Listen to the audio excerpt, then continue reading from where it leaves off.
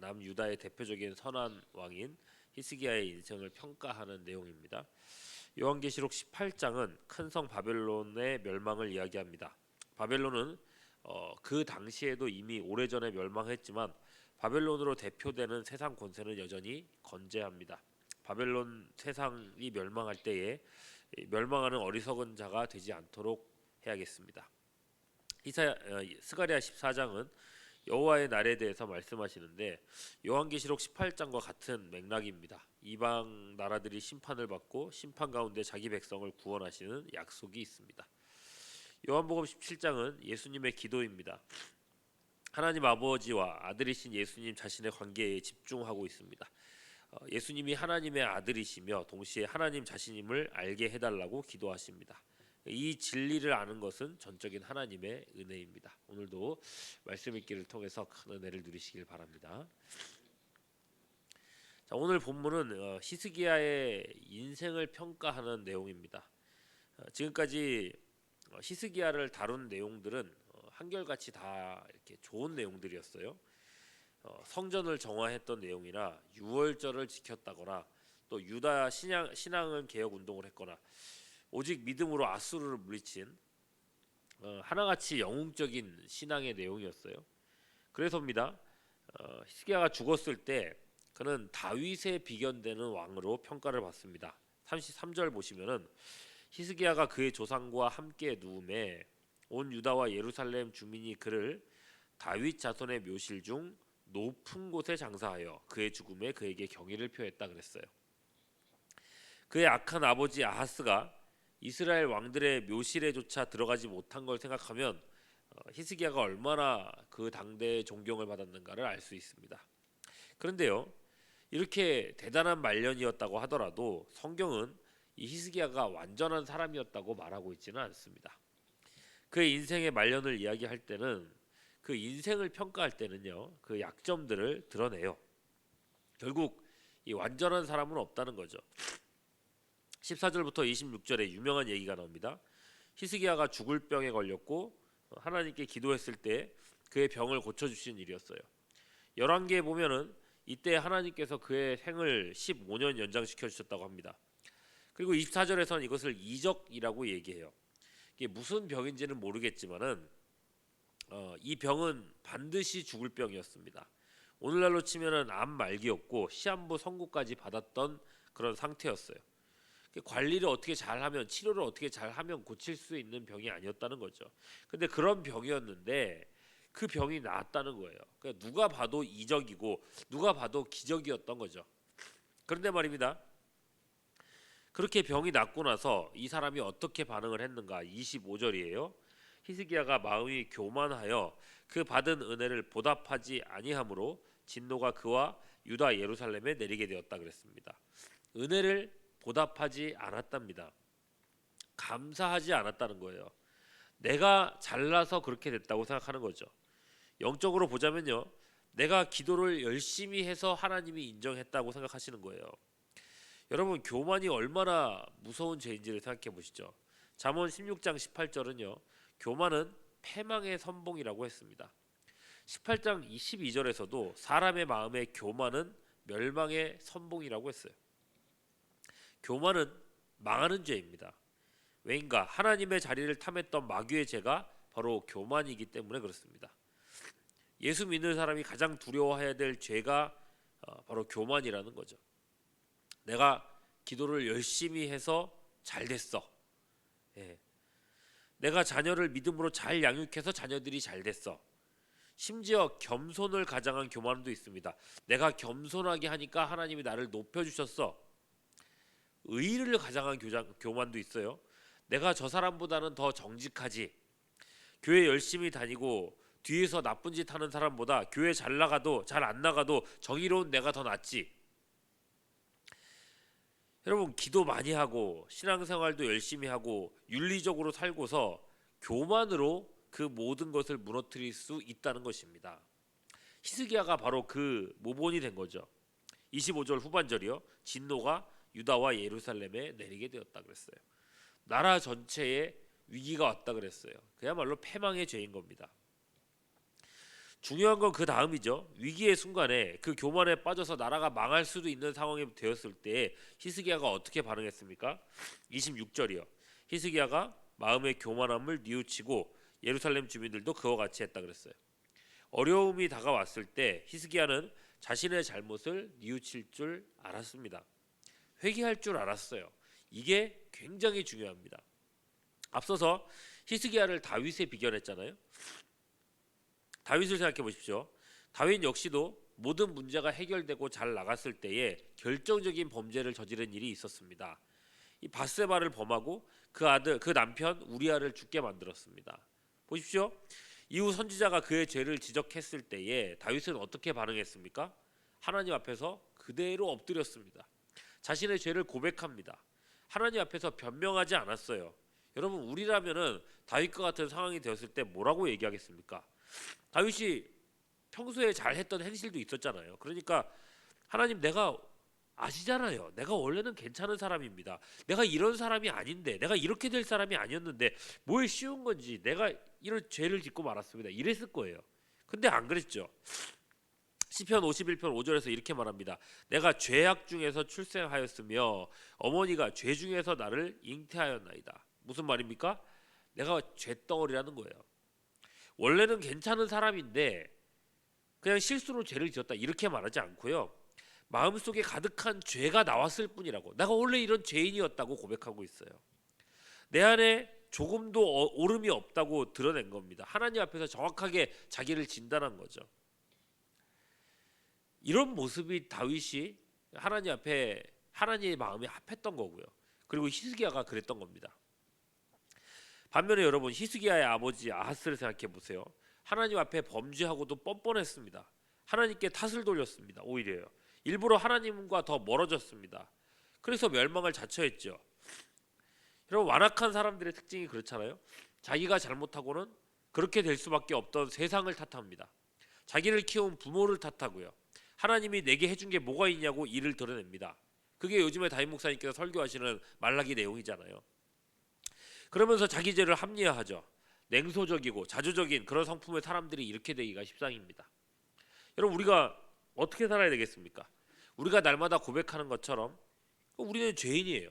우리는 죄인의 괴수입니다. 공고한 사람입니다. 무슨 말이 필요하겠어요? 여러분, 우리는 날마다 죄를 짓는 존재입니다. 그런 의미에서 여러분, 신앙생활의 본질은요, 날마다 회개하는 데 있습니다.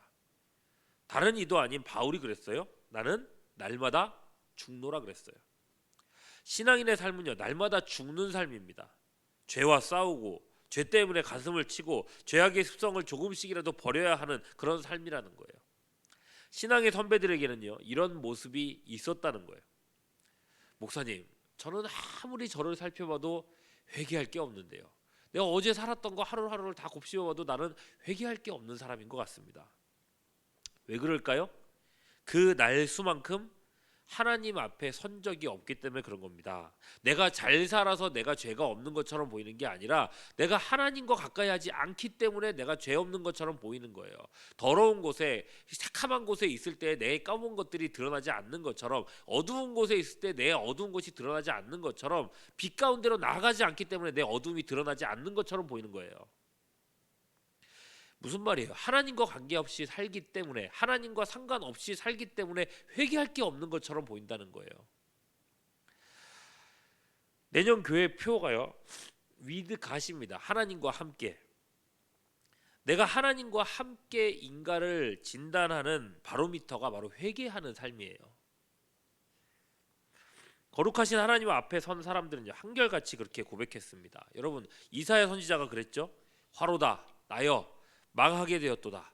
하나님 앞에 섰을 때 그가 했던 고백이 그거예요. 다니엘이요, 얼마나 흠없는 사람입니까? 그 다니엘도 하나님 앞에 섰을 때에 내 몸에 힘이 빠졌고 나의 아름다운 빛이 변하여 썩은 듯 했다 그랬어요. 사도 요한이 예수님 앞에 섰을 때는요, 그의 발 앞에 엎드러져 죽은 자 같이 되었다. 요한계시록에서 그렇게 고백했죠. 여러분, 여전히 나는 괜찮은 사람으로 느껴지십니까? 회개할 거리가 없는 사람이다.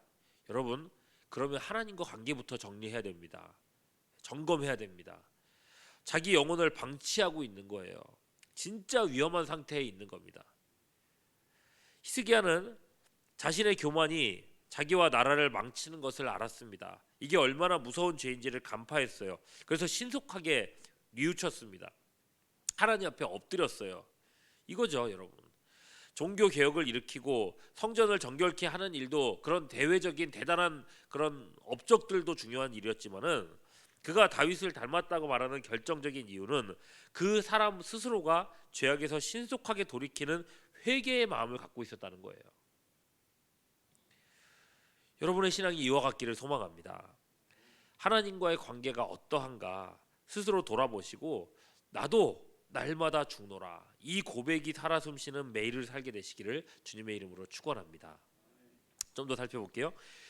여러분, 회개에 있어서 우리에게 중요할 것이 있는데요, 주의해야 될 것이 있는데, 내가 회개했다는 게 내 의가 되어서도 안 된다는 것입니다. 우리의 믿음이란 하나님께로부터 오는 은혜를 받는 때 묻은 손에 불과합니다. 회개는 끝이 없고요, 우리의 죄악은 우리의 회개보다 항상 넘쳐납니다. 히스기야를 보십시오. 아버지 아하스에게 나라를 물려받았을 때에 그 나라는 파산한 상태였습니다. 미래도 없고 소망도 없었습니다. 그런 나라였는데 불과 수년 만에 어떤 일이 벌어지느냐. 27절이죠. 히스기야가 부와 영광이 지극한지라 이에 은금과 보석과 향품과 방패와 온갖 보배로운 그릇들을 위하여 창고를 세웠다.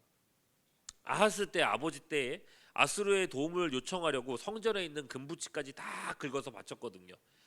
국고가 텅텅 비었습니다. 지금은요, 은금이 얼마나 많은지 새로 창고들을 세워야 할 정도가 되었다고 했습니다. 29절, 양떼와 많은 소떼를 위하여 성읍을 세웠으니 이는 하나님이 그에게 재산을 심히 많이 주셨으며, 여러분, 그에게 재산이 많았다는 것은 나라 전체에 부가 쌓였다는 것입니다. 솔로몬 때에 이 은이 길의 돌멩이처럼 흔했다고 했는데 거기에 비견될 정도라는 거예요. 경제적인 부흥만 있는 게 아니에요.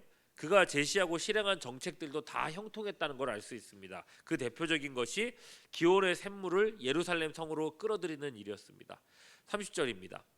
이 히스기야가 또 기온의 윗샘물을 막아 그 아래로부터 다윗성 서쪽으로 곱게 끌어들였으니 히스기야가 그의 모든 일에 형통하였더라 그랬어요. 수로를 만드는 일에 형통했다라는 이게 무슨 말이냐면, 당시 역사의 기록들을 살펴보면요, 이 수로를 만들 때에 위의 섬에서도 물길을 트고 그리고 아래쪽 성읍에서도 터널을 뚫어 가지고 올라갔답니다. 그러니까 양쪽에서 이렇게 물길을 만든 거죠. 근데 말입니다, 이 고대 건축 기술로 위아래에서 양쪽에서부터 뚫어서 내려가는 터널이 서로 이렇게 한 번에 딱 만나는 게 쉬운 일이 아니었던 거예요.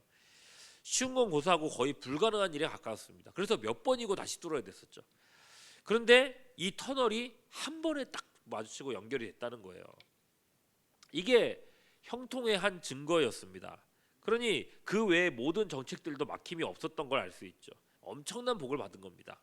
자, 이런 복에 대해서 얘기하고는 31절에 시작하는 단어가 무엇입니까? 이런 형통하였더라 하고 나서 시작하는 그 다음 단어, 그러나예요. 그죠? 반전이 있죠.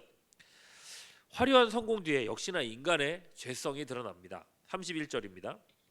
바벨론 방백들이 히스기야에게 사신을 보내어 그 땅에서 나타난 이적을 물을 때에 하나님이 히스기야를 떠나시고 그의 심중에 있는 것을 다 알고자 하사 시험하셨더라. 자, 신생 바벨론 제국은 아수르를 물리치고 세계를 제패하려는 야심이 있었습니다. 그런 중에 다른 나라도 아닌 얼마 전까지만 해도 다 망해가던 이 유다가 하룻밤 만에 아수르의 18만 5천 명 군사를 멸해버린 겁니다. 31절 보시면 바벨론은 이것을요, 이적이라고 평가했습니다. 그 이적에 대해서 물어봤다고 됐어요. 실력이라고 보지 않았습니다. 그죠? 인간적인 어떤 히스기야의 어떤 실력, 능력, 그런 걸로 보지 않았어요. 실력으로 할 수 있는 일이 아니라고 판단을 한 거죠. 그래서 이런 기적이 어찐 일이냐라고 물어보려고 온 겁니다. 열왕기하 20장에 보면요, 히스기야가 어떻게 반응했는지 나오죠. 20장 13절에 보면 히스기야가 사자들의 말을 듣고 자기 보물고의 금은과 향품과 보배로운 기름과 그의 군기구와 창고의 모든 것을 사자들이 다 보았는데 그의 나라 안에 있는 모든 것 중에 히스기야가 그에게 보이지 아니한 것이 없었더라. 보셨죠? 히스기야의 이 행동은 무슨 뜻입니까? 자기 안에 있는 모든 금과 은을 다 보여줬다. 무슨 뜻일까요? 자기의 영광을 다 보여준 거죠. 자랑한 겁니다. 결국 내가 내 실력으로 했다라고 말하고 싶은 겁니다. 뭔 말이에요? 교만의 죄가 또다시 나온 겁니다.